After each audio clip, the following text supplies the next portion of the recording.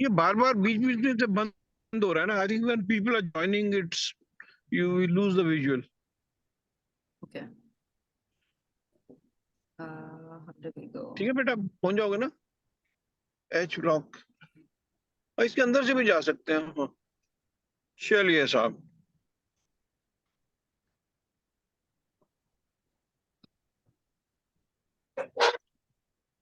Yeah. Glossy. Did we use Dr. Let's start, Glossy. Yeah. A very good evening and warm welcome to all the audience here. As we continue with our Menopause series, I am really humbled to introduce our panelists today. Thank you so much, Nandini Chaudhary, Chairwoman, CII IWN, and Megha Chopra, Vice Chair, CII IWN, for carrying on this wonderful series of Menopause for Women, the various questions, the various series. It was a brainchild of these two girls, and we have come so far. Today, we have with us Dr. Yash Gulati, who is an internationally renowned orthopedic surgeon heading Apollo Spectra, New Delhi, who has done tremendous work in spine surgery, in knee replacement. He's the youngest orthopedic surgeon of our country to have been awarded Padma Shri Award by the President of India. He's been in practice for over 46 years. He is an inspiration to doctors around the country. A fatherly figure for me. I love his vibrant personality, not only at his work, but also otherwise. He loves to play saxophone and is no less than a professional at it. Hard work, work harder, party harder, and give your 100% in whatever you do explains him very well. Thank you so much for joining us today, despite your busy schedule. And as I told you, you calling me fatherly figure, you are actually my very closest friend's daughter-in-law. So Thank you so much. I'm at a may not respect. We have our next speaker. That is our expert physiotherapist, Mr. Amit Pandey. He's a senior consultant at Primus Hospital, New Delhi. We are fortunate to have him with us. He has been associated with CII IWN for more than 2 years now. I remember his help that he did during the COVID time, doing those webinars with us non-stop and doing the complete things with us, the complete series of COVID, how to take care of lungs, how to take care of your bones and joints. Thank you so much, Dr. Amit, for having you here. We are really privileged. Thank you. Over to you, Nandini. Thank you, Glossy. And a very good evening to all and a very warm welcome to our esteemed panelists, Dr. Yash Gulati, Padma Shri, and Mr. Amit Pandey. And this is the second episode of the series of Menopause. We're going to talk about bone health. And as my team of health and wellness has nicely named it, bones and groans. So without wasting much time, let's move forward and let's ask our esteemed panelists what they think about our bones during menopause. So Dr. Gulati, this is for you. Why is bone health significant in menopausal women? When should we start worrying about our bone health? You see, you have to start worry. You have to worry about all parts of your body all the time, not be paranoid about it. But perimenopausal period is especially a time when one has to be even more careful, because that is the time when women tend to lose bone faster than men and faster than any other time before menopause. Of course, in old age, one loses bone, but there are many hormonal changes which are normally before menopause, they are conducive to bone formation. But around that time, changes happen, which are they tend to encourage bone loss more than bone formation.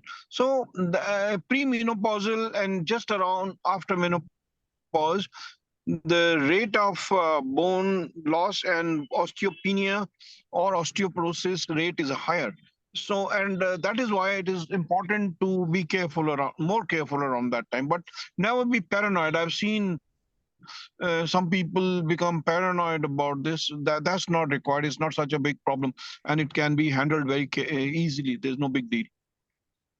And what are the common bone woes that we come across during the perimenopause or Well, menopause I mean, period? as it is, you see, around that time, ladies have other problems. They have hot flushes, they have aches and pains, and because of these bone issues, also they have sometimes unexplained bone pains, unexplained muscle pains.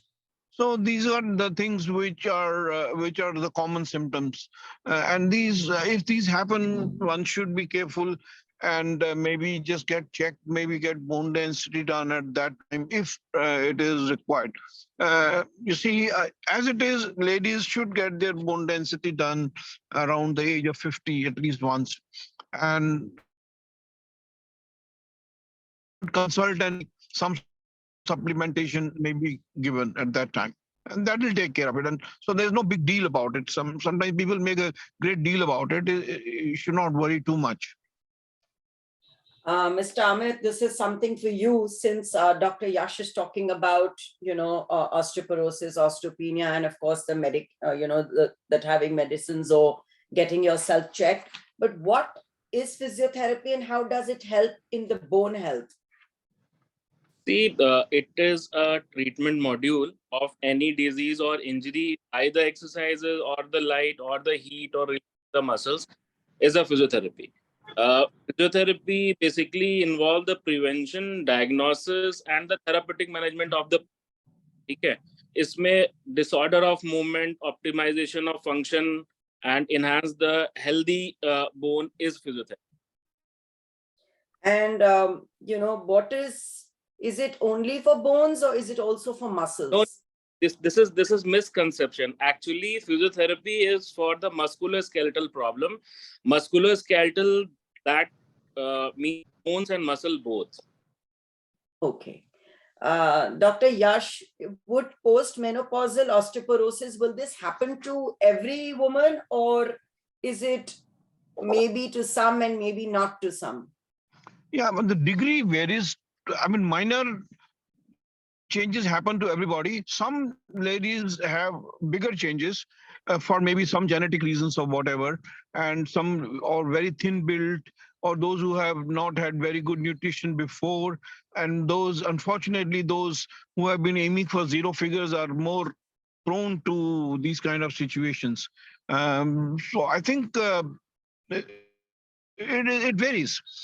So it will depend on how it is, and one has to be careful around that time.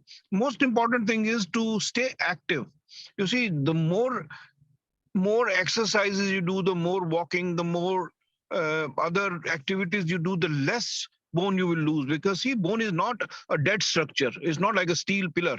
It's a dynamic structure. There's always protein getting deposited every day, protein getting absorbed, and then calcium salts getting deposited every day, they're getting absorbed every day. It's a dynamic process. It's a continuing process. Like we breathe, bone is also breathing on, to make things.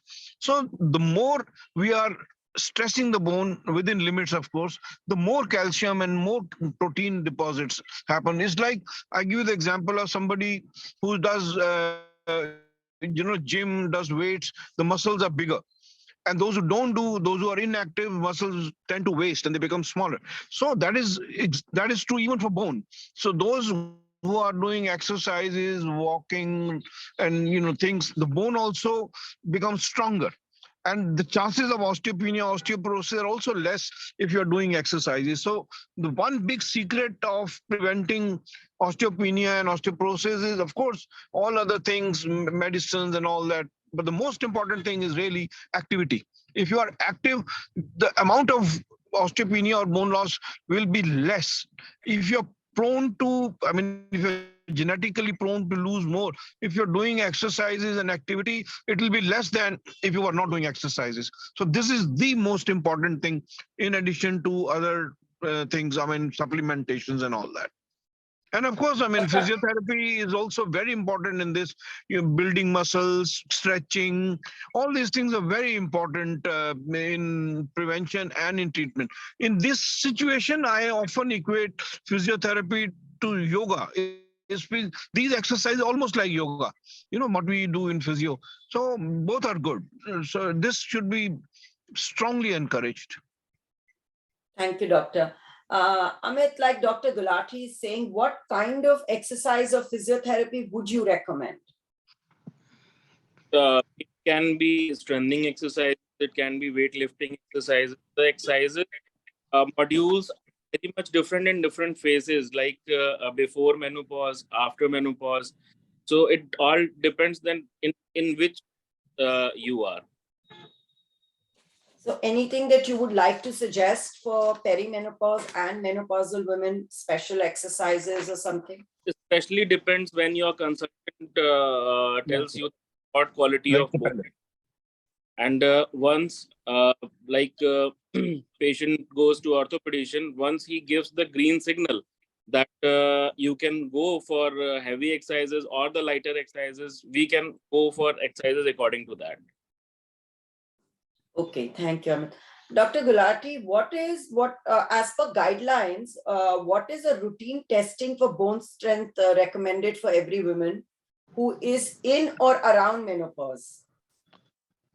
See, just before menopause, you don't have to do any major tests, but I recommend doing bone density around the age of 50 for women. Just 1 minute. आगे से लेना. So, um, around this time, you should just take your supplementations, do your exercises. You're okay. I don't think everybody has to do bone density test around menopause. Not required. Some people recommend it, but I don't think it's required at this. But maybe around the age of 50, one should do a bone density once if possible.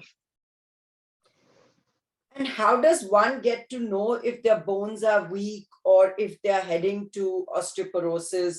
Are there any common symptoms to Some that? unexplained pains, aching and paining all the time, and sometimes lethargy. All these things will point to either vitamin D deficiency or osteopenia. You see, that often people get confused with the term osteopenia or osteoporosis.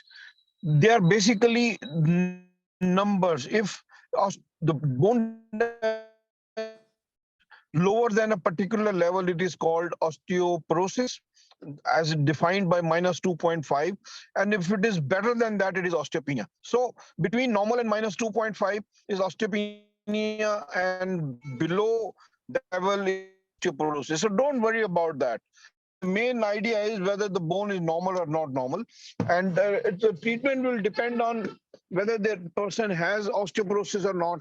And a very important thing also is that even vitamin D calcium is very important, even for osteoporosis. And vitamin D deficiency, as it is also not uncommon in our population. And these two problems can compound each other. So we should keep both the things in mind. Okay. Amit, is there any preventive physiotherapy which are beneficial for menopausal women? And if yes, then when should they start it? See, yes, the preventive physiotherapy is there. You can start the conditioning exercises along I can divide it to three parts. The first one will be the low intensity exercises. The second one will be the high intensity exercises, and third one will be the strength exercises. And when should they start doing these? Whenever they get green signal that they are having osteoporosis or pre-menopausal, they can start. After that, they can continue with the same exercises. But first, they have to do the low intensity cardio exercises. Okay.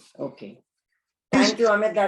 That's really good to know. That you know that Under normal circumstances, you can do your preventive exercises. There's no issue on that. Okay. And what, Dr. Gulati, what are the risk factors for fragility fractures besides age? Do any medicines cause bone loss? Yeah, there are some medicines which can cause bone loss, which are, for example, some people who take medicines for epilepsy or steroids. Steroids are notorious for causing bone loss. And another important thing is that staying too much in bed for some whatever reason. For example, if somebody has some disease and you're bedridden, that is a very important cause of bone loss. Inactivity is a very important cause of bone loss. Steroids is a very important cause. As I said, anticonvulsants are important cause for bone loss. So these factors should be kept in mind. But I thought you were discussing perimenopausal. So these factors may or may not be important in that situation. But if these factors are also there, they will make thing that it becomes a double whammy. Then it becomes worse. And so Dr. Amit, like Dr. Gulati's, just spoke about these different medicines or different reasons why you can get, bone loss, which is a form of physical training, which is best for our bones if they're getting weak.